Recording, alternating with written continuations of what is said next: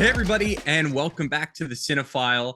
This week, we are talking about 1949's She Wore a Yellow Ribbon. Jake, this was your pick this week. Why'd you pick it? What are your thoughts? So this was my pick this week, and I picked it because if you haven't picked up so far on this podcast, I love John Wayne. I mean, there's a John Wayne movie poster right there. I wore my John Wayne shirt for this episode. One of a few John Wayne shirts I have, but he was my favorite actor all growing up. Still is my favorite actor. It's really kind of how I got into loving movies. Was watching old John Wayne westerns with my grandpa, including She Wore a Yellow Ribbon. And Friday would Friday is John Wayne's birthday. Obviously, he's no longer with us, but Friday is his birthday, May 26th. So, since it so happened to be my pick this week, I said, we haven't done a John Wayne movie yet in this whole podcast. It's about time. So, I picked this one. This is one of my favorite John Wayne movies. I think it's wonderfully beautiful. It's the cinematography is gorgeous. It's full of great performances. And it's a unique John Wayne performance in that he's actually playing someone older than he was at the time. He's playing a character in his 60s when he was only 41, I believe, when he made Yeah. this. And he made this only a couple years after making Red River for Howard Hawks, another movie where he played someone older than himself. So, yeah, I've always loved this movie. I can quote it front to back, forwards, backwards, upside down, spin me around 3 times, and I can tell you that this movie, I've seen it that many times. So I'm excited to share it with all of you. And I'm really interested, Ben, to hear what you think about it, because I have such personal connection to this that I'm interested to see a more objective viewpoint, shall we say. Yes. Well, I'm glad you like. No, I'm just kidding. No, Oh my God. this is Bull Durham Part 2. this this is great. This is a great movie. This is I don't know why the Western genre I don't return to very often, but every time I do, I love it. Mm-hmm. And I don't know why I don't do it more, but I really do enjoy westerns. And this is a John Ford film. I like John Ford as a director. Um, I got a real big kick out of this. There, would I have handled the story a little differently? Yes, Mm-hmm. but it it genuinely was entertaining. I sat there thinking, for what it was, for when it came out, Yeah. for the type of movie it was, for the performances. I mean, it really was entertaining. I liked it a lot. I had not seen this one. I've seen a couple of John Wayne films because of Jake. I think every film that John Wayne's been in that I've seen, except for Stagecoach, which we had to watch, which launched his career. Yeah. Um, Stagecoach is really what made him a star. His first starring role is 1929. Yeah, 1929. Raoul Walsh's The Big Trail. It's his first leading role. It's not very good. I'll admit that. But really, he kind of toiled away on B-list movies, barely kind of making a career in Hollywood for really 10 years until 1939's Stagecoach, which has Stagecoach. really kind of launched him into stardom. Yeah. And so I think this is one of his best performances. I Yeah. really do. From all the ones that I've seen, which I think I've seen 5 John Wayne movies. I think this is top 2. Yeah. This and probably True Grit. I love Uh, True Grit. I know you love True Grit. It's so It's good. That is um, especially a movie I cannot look at objectively because I love it that much. yes. And so I really liked his performance here. Um, Obviously John Wayne is not a classically trained actor, but I thought the role itself of this kind of grizzled older commander in the U.S. Army, like, he's got a couple of days left, which is a great premise for a movie, which is just objectively is a great premise for a movie. But I thought he played that really well. You could really see he's kind of got some baggage. He doesn't really you know, put up with stuff. He doesn't put up with simps. Uh, Really, he doesn't. this movie should be called John Wayne versus the Simps. Um, because Pinnell is maybe the biggest simp I've ever seen Yeah. put to screen at this point. I mean, and he kind of whines about it too. Uh, He is a very he's a very, I mean, it's an understandable um approach. He's a rich kid. He comes from East Coast money. We're led to believe, and he's used to being the center of attention, and so the rigidity of army life and living uh, out west in a lonely outpost, having to take orders and having superior officers bark commands at him 24/7, I'm sure is not something that that character is accustomed to. So as annoying as he can be, um I think it's understandable for that character, and he goes through an interesting arc. He does have some growth through the movie. I really yeah, he think does. I think almost all of our characters grow during this movie, and I don't know. That's an interesting statement because I don't know how many. I don't know how many movies, period, but especially I don't know how many movies of 1949. I don't know how many of those really have a whole list of characters that go through that grow throughout the whole film. Yeah, and that's something. And some of them are a little bit more subtle. Like you really do have to pay attention. Yeah, Um, with this film, it is not spoon fed to you. Which there are a couple portions where I kind of wish it was just a little bit more. mm-hmm. Um, kind of if this movie were to be made today, Yeah, I felt like especially when John Wayne, uh, like kind of his whole thing about okay, getting Quinn Cannon put put in jail yeah, essentially until he can retire. yeah, And going and then meeting with the Indian leader and kind of doing his own thing there. I feel like that would have been explained a little bit. yeah. Oh, Like for I sure. feel like there would have been a scene between Quinn Cannon and John Wayne's character where he kind of says, I know it's because you kind of get that feeling. You're like, okay, he doesn't seem like a guy that's just gonna let this go and have these Yeah, people stay because he's like, okay, I can get you out by noon tomorrow. And then the his commanding officer is like, yeah, we'll get him out like by spring or something. yeah, And I'm like, wait, what? It's a little bit different than noon tomorrow. yeah.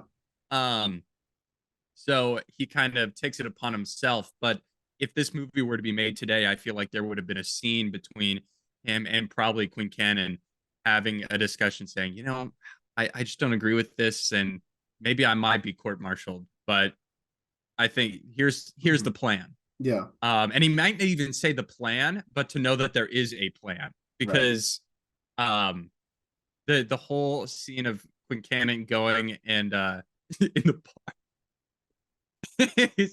which apparently he's like an elite fighter. Yeah. Like nobody can touch him. I love pretty much anything Victor McLaglen's in because is he plays pretty much, I shouldn't say he plays the same character every time. He gives some very good performance, very nuanced performances. Thinking of The Informer from 1935, also a John Ford picture that McLaglen actually won. I believe he won Best Actor for, and that's Ford's first Best Director Oscar. John Ford has the record of 4 Best Director Oscars.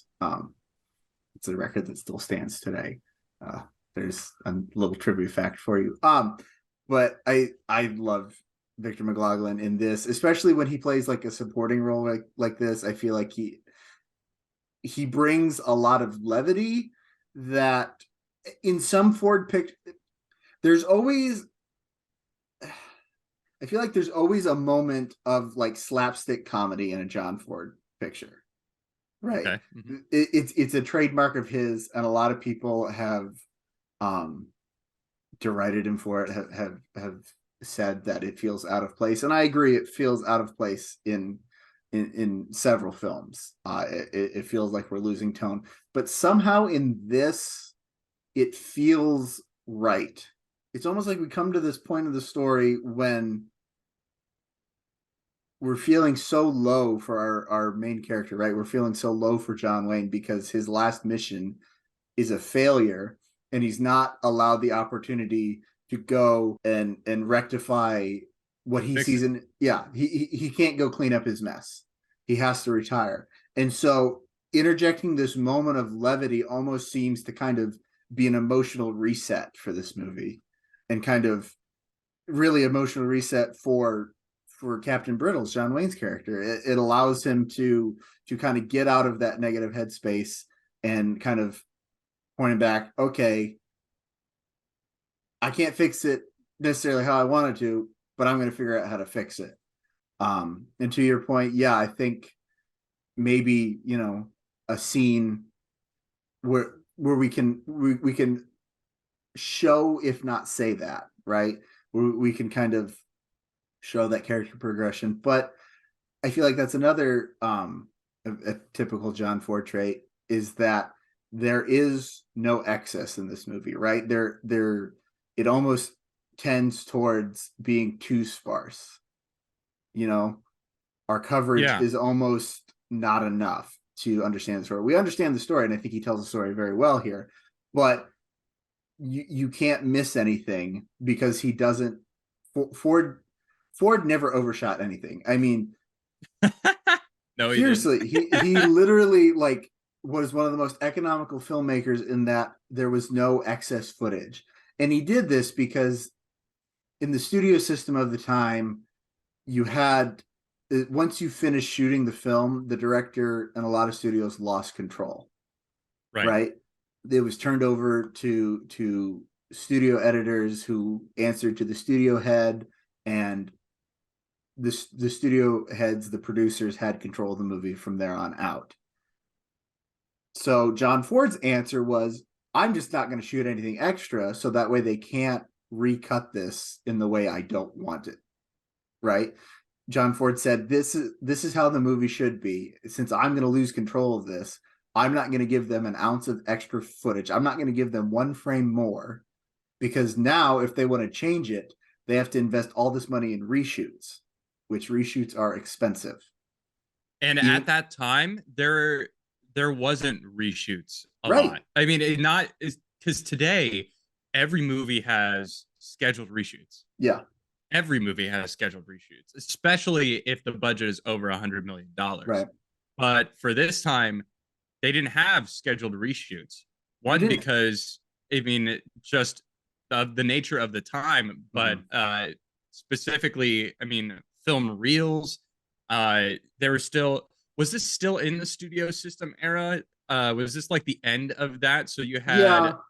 So you had people moving on to the next picture in for the studio and things like Mm-hmm. that. So like it didn't make sense to do a lot of reshoots. If they Yeah. did reshoots, that would have ballooned the budget. Mm-hmm. And I believe I have to go back and look, but I believe this was released through Republic Pictures, which is Herb Yates' studio, and Herb Yates was notoriously stingy. I mean, like notoriously wouldn't fund, you know, would scrounge every cent. Um, I think I'm pretty sure it's a Republic release. I know it's Argosy, which is John Ford and Marion C. Cooper's production company that they made, and they were the ones that like made the movie. But as far as financing and release, I believe it's Republic, and so It was an RKO is it radio. RKO? Excuse me. Yeah, I was Uh, checking that for you. Close. yeah. Can't remember who had it Archeo. Uh, Anyways, it doesn't matter. They're stingy.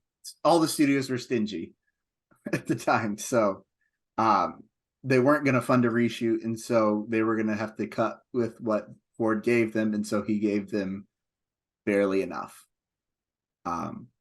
It's interesting that I think you pick up on that, and I do think I agree with you that if this was made today, there would be some things fleshed out a little more, right? There would be some things that we take a little more time to establish, to go into a little more depth. But I mean that wasn't John Ford. and that's interesting. I guess I didn't really know that about the editing of that time, Mm-hmm. but that makes so much sense with John Ford pictures. Yeah. Right? That you kind of want a little bit more, but if it's that trade-off of if you have a bunch of extra footage, you might not be able to control exactly what happens. Yeah. There have been famous examples of that throughout the decades, especially even recently. Rogue One was shot by Gareth Edwards, but reshot some by Tony Gilroy, and then they kicked Gareth Edwards out of the editing bay, and Tony Gilroy essentially edited the film. Yeah. And took it from zero to hero. So, and that's like a really famous example, or even probably the most famous example of zero to hero editing. That's a thing now. We're making that a thing. Zero to hero editing. Yeah. Is Star Wars from 1977. Oh yeah. Because George Lucas's cut of that movie was unwatchable. And then he brought his wife in, and it was one of the greatest editing jobs of all time. So editing and giving people more, that's really interesting. Mm-hmm. And I think that it kind of explains, even if you look at the movie and the way it was shot, there are a lot of long takes. Oh yeah.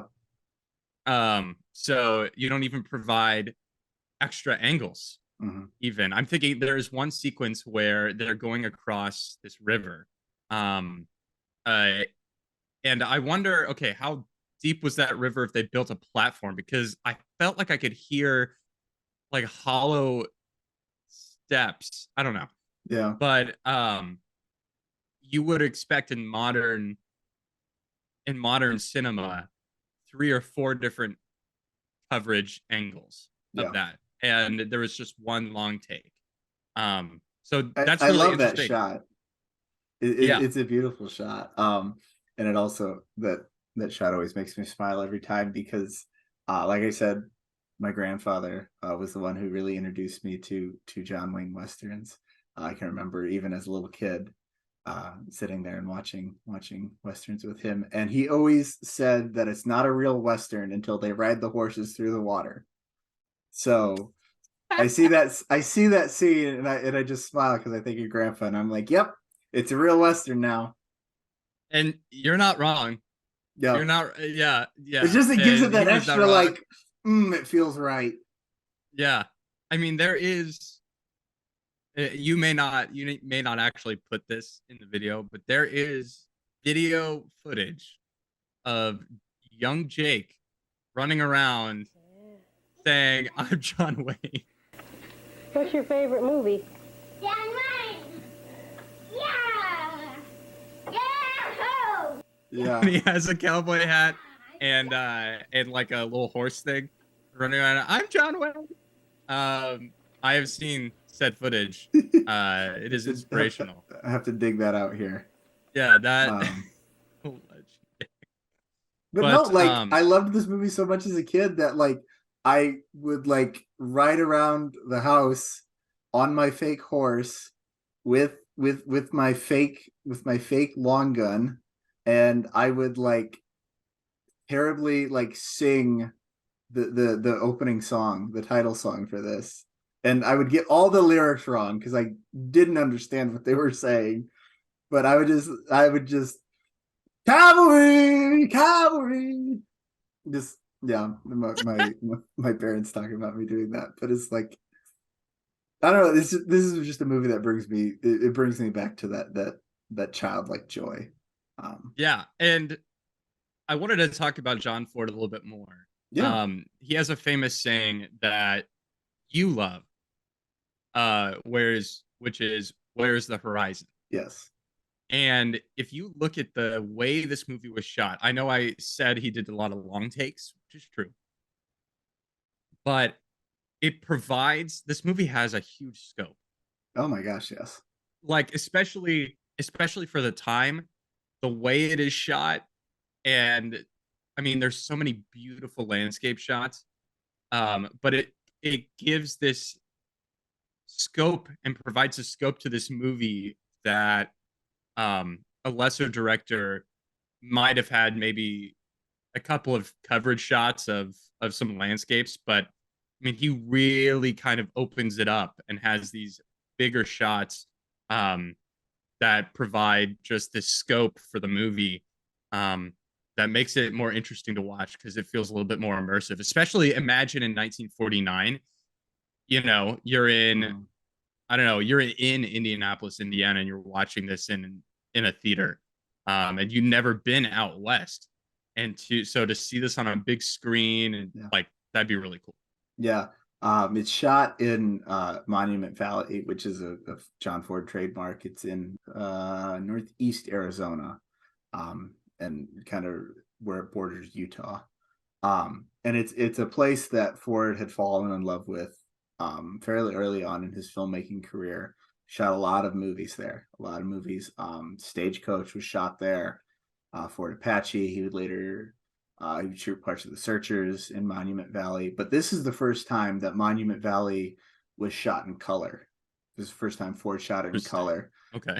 And that was kind of the pitch, really, which is interesting because Ford was such a proponent of black and white and really kind of argued like black and white is superior to color. He kind of really resisted the color process. But this is one time that he was like, they had, I think I read, um, they had like say ballpark 1.5 million to make this, Yeah, um, that's I which think yeah, it was it, 1.5, 1.6. Yeah. which even for that time is not a ton of money to make a movie, and making it in color was expensive because this is done in Technicolor, which was there was multiple color processes for developing film, but Technicolor was the superior one and it was the most expensive one. Yeah. Um, but there's a reason that John Wayne's the biggest star, and this is on his rise to stardom, right? He's becoming a big name. But really, other than that, like there isn't, I can think of in Fort Apache, there's John Wayne and Henry Fonda, you know, in I don't know, that's the only example that comes to mind right now. But like John Wayne is the biggest star, and even then he didn't his salary wasn't that huge. And so pre-production wise, they were like, okay, we're gonna make this, we have very little money. We're not gonna cast anyone big, so we can invest and do this in Technicolor. And I think it pays off wonderfully. The cinematographer Witney Hoke. He wins actually back-to-back Oscars. He won in 19 for a film Joan of Arc in 1948, and then he wins Best Color Cinematography in 1949 for this movie. And I think it's so well deserved. It is gorgeous. There's a famous story, people that are familiar with this movie might know, and it's actually it's been purported to be false. But there's a famous story that Hoke was there. There's the scene when they're leading the horses through the rainstorm, right? They're walking their horses because the one guy got shot and they're doing an operation like pretty much they're doing heart surgery in the back of a rickety old wagon while still marching, Elite. which is so precarious just to think about. But throughout the scene there's a storm brewing in the distance, and this was an improvised scene. they weren't planning to shoot it that day, but they saw the storm brewing in, and the story goes that Ford told Hoke that they need to shoot it, and Hoke was whining and no, it's going to ruin the cameras and blah blah blah, and was very reluctant to do it. And Ford tells him, he's like, shoot it and I'll win you a damn Oscar. He then goes on to win the Oscar. Like I said, That's incredibly believable. It's believable because yeah, John Ford was the asshole that would say that. I mean, he was John Ford really was an asshole. A great filmmaker, really a terrible person. Yeah. Full send, like just a really not a good person. Now, John Ford is also the same director that would block a film and then come back the next day and throw it all out. Yeah, Lee Marvin there's an interview he did where he said that whenever he would always save the big scenes for the end of the day, and they would get it blocked out and rehearsed, and right before you're ready to shoot it, Ford would call a wrap on the day. So then you'd have to sit all night and think about it. And the beauty of it is like, tormenting as that is, the actor spent all night thinking about it and would come back and be like, no, wait, I would have done it this way and that would have been wrong. And Ford would go through the same process, because you'd come in the next morning and it'd be the first thing you shot, and half the blocking would have been changed. Right. But it would have been changed and it would have been correct. So Ford was just a very manipulative person in general, and is been known for his cruelty. On this movie, he worked with John Agar, plays Lieutenant Cohill, and John Agar a couple years earlier had gotten married to Shirley Temple. Ford would mock him and call him Mr. Temple on set, just proving how mean John Ford could be. But yeah, anyways, and it wasn't like a in jest. It was a no. He was actually terrible. He was actually a terrible, mean-spirited person. But anyways, back to the story about the storm scene. Harry Carey Jr., who plays Pinnell, has written in his, I believe it's in his autobiography, that he discredits the account and says, and Ford asked Hoke if he think it would turn out, and Hoke said, we can try it. I don't know if it's going to be enough light, because back then you needed like insane amounts of light. Right. And so in shooting, on location and everything, they weren't sure with the brewing storm if there would be enough light, but it turned out pretty darn good, if you ask me. I think that's one of the more beautiful scenes, aesthetically beautiful scenes in the movie. Oh, for sure. Some of the other performances, I really like Joanne Dru. I do too. She really stuck out to me on this rewatch too. Yeah, she's like, why did you come out like, I mean, I felt like, I think it was John Wayne's character.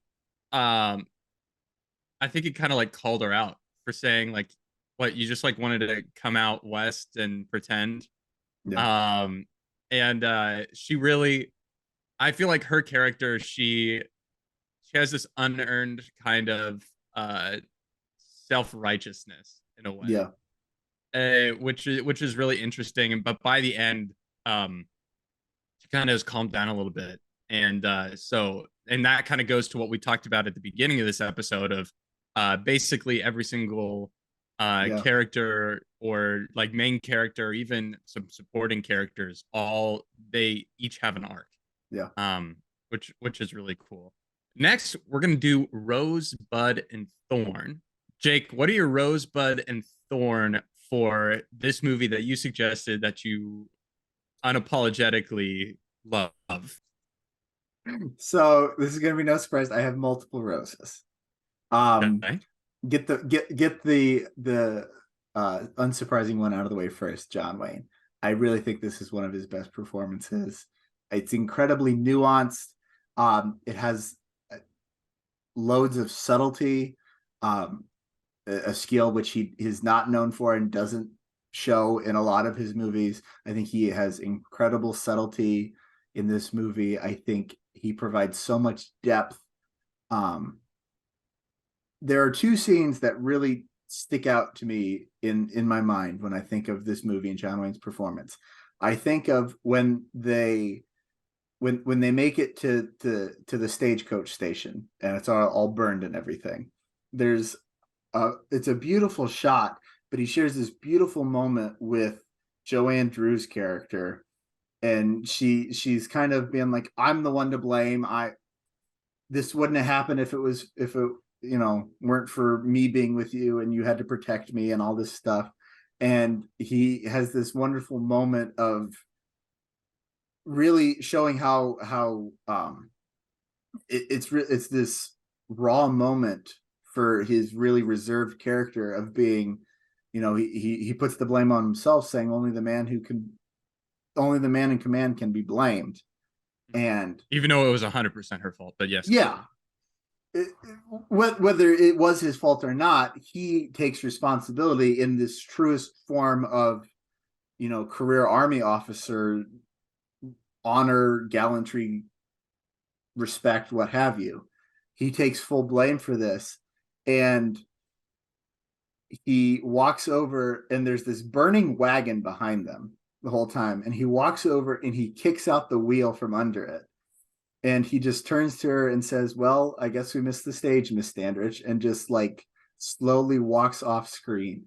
And there's just, he puts that, it's not even in his words. For me, it's the kick and the way he walks off screen. Just like he puts so much character into those actions that I think it's just beautiful. I like that scene. And then I really like the scene, his last inspection of the troops, when they're all turned out in their bright uniforms, and he accepts their gift of a silver watch, and it's an incredibly moving sentiment he shares with them before they ride off for their first mission without him. And so those are just two of many moments in this movie that I just love. I love this movie for. I'm also going to give a rose to Victor McLaglen. I think he's hilarious. He really is hilarious. When I'm the best swimmer in the world. I swum the English Channel with an anvil on his chest. And like the way he like hides the whiskey bottle and like in the water jug, and like that's just a whole running gag. I love the moment. Time to take his medicine. Yeah.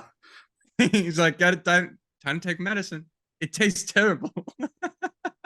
The moment when he's lecturing all the troops, when they find out that they have to escort the women to the stage, he tells them, he's like, there's going to be women on this trip, so I want you to watch them words. And then someone's just over in the corner, watch them grammar.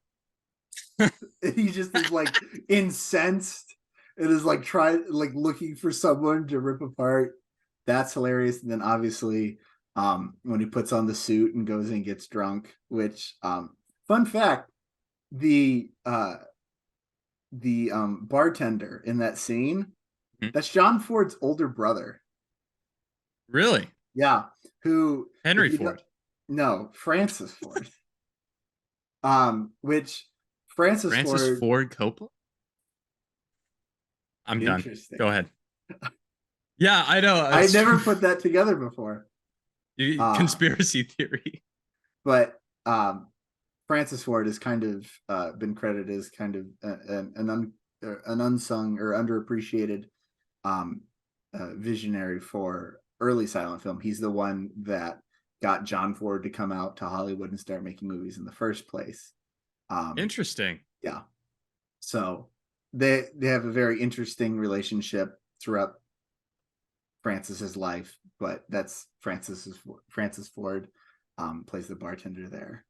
But that whole sequence, when it takes 5 of them just to subdue Victor McLaglen, and even they really don't subdue him, he just kind of gets tired and stops. Yeah. That's a hilarious sequence. So elite. I was like, John Wick? Basically. Yeah, he's freaking John Wick. Without all the guns. He's only got one gun, and I don't even think we see him shoot his gun. No, he doesn't. But anyway, so I give a rose to him. And then mention this briefly. Joanne Dru, she really stood out on this rewatch to me. I think she takes a very unlikable character at first, being a very stuck-up, entitled brat, and it does a very how do I say this? She shows a very believable character development, right? It's not forced. It doesn't feel unearned. She grows as a character through the course of this movie, and I really enjoyed it on this rewatch. So I'm going to give a rose to her as well. So my bud on this film is going to be Native Americans, and specifically how they're portrayed. This is a common critique of John Ford, and sometimes is earned. Like in this film, I feel like it's a very stereotypical and simplistic approach to the Native Americans. They're really they exist more as a force of evil rather than as characters. Right. And their motives are not examined at all. I find it interesting that in this movie it seems very, very shall we say, painted with a wide brush, right? There's not a lot of thought put into that. When the film that precedes this, there's this movie is part of what's known as Ford's Cavalry trilogy, 3 movies that are not a trilogy, and that it's a story following another. They're 3 films that are based off of short stories or novels by James Warner Bella. Was a Western writer at the time. He would write for magazines and publish some stuff as novels.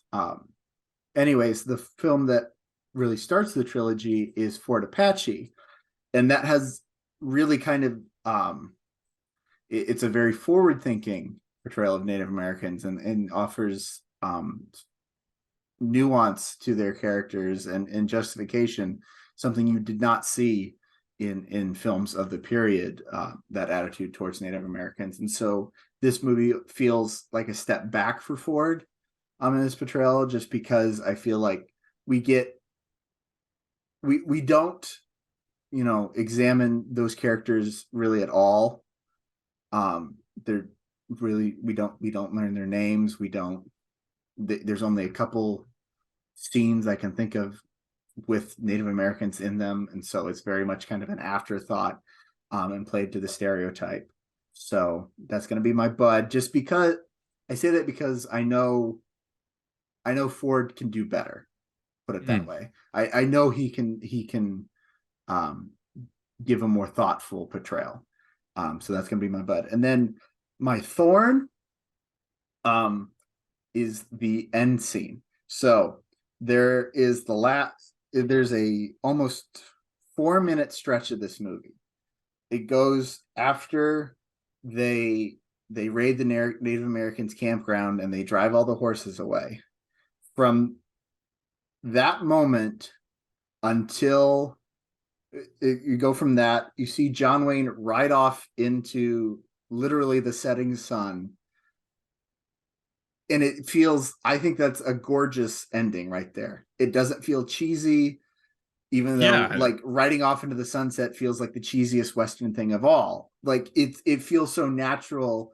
And I feel like Brittles has arrived at this point where he can accept retirement because his last mission was a success. And not only was it a success, we see his subordinates, John Agar as Lieutenant Coahill and Harry Carey Jr. as Lieutenant Pinnell, have really matured as men, right? His surrogate sons, shall we say, have really matured to the point where they can take over his command. The movie, to me, should end with John Wayne riding off in the sunset. But this whole added thing about where they're like, nope, actually, we're going to bring him back and he is going to be a scout and he comes back to the fort. I hate it. Because it feels like we've undone so many. Brittles grows so much to be able to accept his retirement by the time he rides off into the sunset. to drag him back feels like we're undoing it all. Yeah, And, it's very safe. yeah. And this may be part of the reason I hate it. John Wayne hated it too. There's I've got a couple books lying around here about the subject. Shocking, I know. Yeah, wow. Who knew? But John Wayne like fought Ford against that ending because that ending wasn't in the original script. Ford added it, and he kept fighting him the whole way, and was like, "No, like this doesn't make sense." But Ford insisted, and that's how the movie ends. But so we need the John Wayne cut. I know, like there are times, I kid you not, I watch this movie, he rides off into the sunset, and I shut it off. So I'm like, that's the end, because that's where the end should be. Yeah, I agree with that. That literally none of that, and I didn't like it either. Yeah. Because it was kind of pointless. Yeah. And honestly, even if you wanted to make him a scout, which I think that specific choice is the worst part of all of that, you could have done it as a voiceover, right? Because you already had a voiceover talking about it. And traditionally, just as whatever, he's riding off into the sunset. And they could have said, he was commended for his bravery and all of this in this effort to save his fellow comrades and was awarded whatever. Yeah. Like, or even you could do it like a text over the top. Yeah. Saying something like that. But and I know there's a difference between show, don't tell, but in this instance, it would make sense for that. But to bring it back and then be like, oh, do you want to dance? He'd be like, I don't dance. And then go out. Like, I agree. Because you had texted me and you're like, I have a problem with the ending of this movie. And I watched it. I was like, yeah, it's probably the weakest point in this whole thing is really the ending. Yeah. For me, Rosebud and Thorn, I have a couple of roses.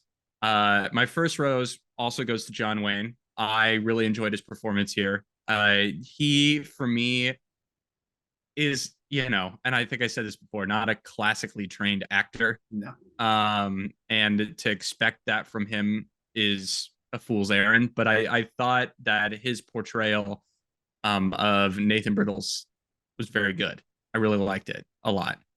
My other rose is going to go to the cinematography. I thought it was earned. It was great. And especially when you do Westerns, right? There's this mystique and this mystery about the Old West. And so to show that through the cinematography, I thought was very, very strong. And these are both things that we've already talked about. So I don't feel like I need to go in depth again. My bud is, I would have liked to see more. Again, something we talked about, John Wayne or John Ford, the way in which he directs. I would have liked to see probably more shots, and I would have liked to see a little bit more story. But I also, now that you've kind of explained how he kind of handled his business, it makes sense why I didn't see that, but I would have liked to see a little bit more. Yeah. And then my thorn is probably the Indians, just because it was like a nameless swarm. Yeah. Which, yeah, I guess that works as an antagonist, but it really didn't even feel like this movie had much of an antagonist. Right. Which it's like, if you're going to put them in there as an antagonist, have more of an emphasis on it. But the emphasis wasn't about that. Yeah. So I would have liked to see that more. So those are my Rosebud and Thorn. Obviously not as eloquent as you have said it, but these are a lot of things that we've already talked about. So I felt I was like, I've also spent years thinking about this stuff. Yes. Now, the thing that you've thought least, how am I going to phrase this? That doesn't sound right. We're going into who we think we are. Yeah. But this is something that only on the last rewatch have you had to think about. that's kind of the sentiment, but I didn't phrase that right. So, we're keeping it in, by the way. But you, who do I you get. think I am? Let's just go So straight on. I'm gonna say that you're Lieutenant Cohill, John Agar's character, because I'm not a simp. you're not a simp anymore. You're not a simp anymore. Yeah. When I first met Ben, there was some simpage. Yeah, I was a freaking Pinnell all the way. Yes, but I Team think Pinnell. I think you're.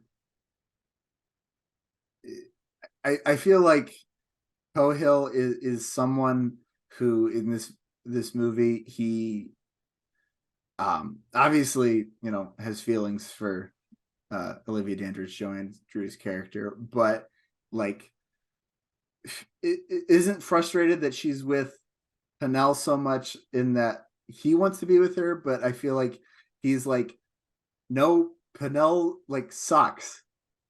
You know what I mean? Like he's not he's frustrated by the fact, but also he's I think he's trying to do his job most of all. He's trying to live up to his duty as a soldier. He's trying to learn everything. I feel like he's a very honest character. He's very he doesn't hide a lot of his feelings. He comes straight out and says it, and he's very much a straight shooter. Yeah, and but also he's I'm a very much that. savage. He's also He a is savage. I mean, one of the funniest parts of the movie that doesn't have Victor McLaglen in it is when Pinnell and Olivia are going to go on their picnic, and he stops them at the gate and is like, "Nope, you can't leave." And then picnicking, Mr. Pinnell, picnicking. I quote that all the time. For what purpose do you wish to leave the post, Mr. Pinnell? Picnicking, sir. Picnicking? Picnicking, Mr. Dandridge? Where, in St. Louis? Oh my god. What but a savage. Also, like, John Wayne is a savage. Like, he's also a savage in that because he's like, yeah, Pinnell, you can go on a picnic. She can't go, but you can go if you want. Yeah, that also I think to just add a little bit more, I feel like Cohill's character also knows Dandridge enough to know that she should know better. Yeah. And is trying to get that out of her. I think that's part of his frustration. Yeah, and for better or worse, I'm kind of like that. Yeah. Like with people, you have told more than and not because you want to date this girl, but you have told more than one girl that she should break up with her boyfriend. Yes, honestly. And then there are girls that are like, clearly, there's a guy clearly flirting with her, and she relentlessly is like, no, we're not together and things like that. But all you do is feed into that. It's like, you should know better. I don't know. Yeah. So it's something that continually I'm like, I respect you enough to know that you should know better than this. Yeah. But I'll get off my high horse. For me, you are through and through Quinn Cannon. And I know you texted me, you're like, I love Victor McLaglen in this, but literally he's such a clown. Yeah. And it's your kind of humor. That it, like, just through and through. And I just multiple times during this movie, I was like, that is so you. It's like beyond you. Yeah, he's literally just so funny, but his sense of humor is very much your sense of humor. So I was like, I just pinpointed that from the very beginning. And it doesn't have to do with alcohol. It just literally, the way in which he approaches his jokes too. It's like, I don't know. I just got a real big kick out of like, especially the English Channel thing. That's something I would probably say but more than you. But if you were to say it, you would have said it like that. Yeah. Yeah. So yeah, no, that was 100%, And that is about you. the highest compliment you could pay me because I love that character so much. I know you do. Makes me happy. I know you do. Now we are going to be talking about our final thoughts. Yeah. I'm going to start with you, Jake. What are your final thoughts on this movie that you love? Final thought, spoiler alert, I love this movie. Yeah. I love this movie so much. I will say that like this is very much a movie of the period. So go in it with that kind of grain of salt. But really it's just, I think for the most part, a good wholesome story. I think it's got a happy ending to it. It's got a lot of like we've said, it's got a lot of inherent depth and growth in the characters, and so I think looking for that, giving it that opportunity and looking at these performances, I think there's a lot of value in that, and I think you'll realize that this is while it's a movie of the period, I think there is a lot of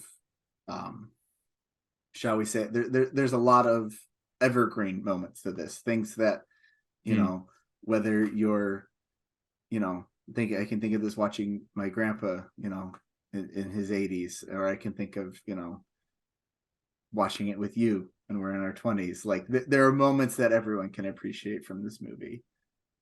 So I would encourage you. Is the grandpa the Larry Biller? So actually it's both of my grandpas. My mom's dad, Paul Neely, was his name. He was the one that introduced me to it. But my grandpa, Father Larry Biller, yes, sir. An OG. An OG, the legend, as some call him. He very much, we talk John Wayne movies a lot. We watch John Wayne movies together still. So he actually just sent me a book the other week. It's a book. What is this? It's a book. Is it a book? Yes. It's about Martin Scorsese that Scorsese co-wrote with someone, but interesting. It's got John Wayne on it. Yeah, so on my the grandpa front. literally was like, they went into this bookstore in Goshen, were buying books for someone else, and my grandpa was just browsing and was like, I have to get this for Jake. That's awesome. That's awesome. Yeah, no, actually looks like an interesting read. It does. I also like Martin Scorsese. So yeah, for me, my final thoughts similar to yours. I think when you go and watch this movie, which I would recommend, you got to understand the time period in which it was made. This was made in 1949. The budget was like $1.5 million. It was shot in Technicolor, like we said, but the way John Ford shot it, so there aren't a lot of different takes. It could be viewed maybe as a little bit of a slower film, but you should go into it appreciating the cinematography, the way the story is told, and the performances. Because you're not going to get an action-packed Western thrill ride. That's not what this movie is, and that's not what it was intended to be. Right. But I think a lot of times we look at older movies through a modern lens, and when we can understand that, especially at this time, there wasn't Unforgiven, and there wasn't even Logan, the movie Logan, which is a Western. These kind of seminal Westerns of the 21st century, even though Unforgiven's, what is that, 1992? Close enough. So when we look at it in the time period, you can appreciate it more. And that's one thing that we always like to talk about here on the Cinefile, is watching a movie and understanding the time period in which it was made, because that just makes it more significant and you can appreciate it more. Yeah. So those are my thoughts. But the real question is, what did you all think? Have you seen She Wore a Yellow Ribbon from 1949? I probably would guess not, but highly recommend. You can watch it on Max right now. I don't know if it's going to be on there when you're watching it. But leave your thoughts in the comments down below. Did you like it? Did you not?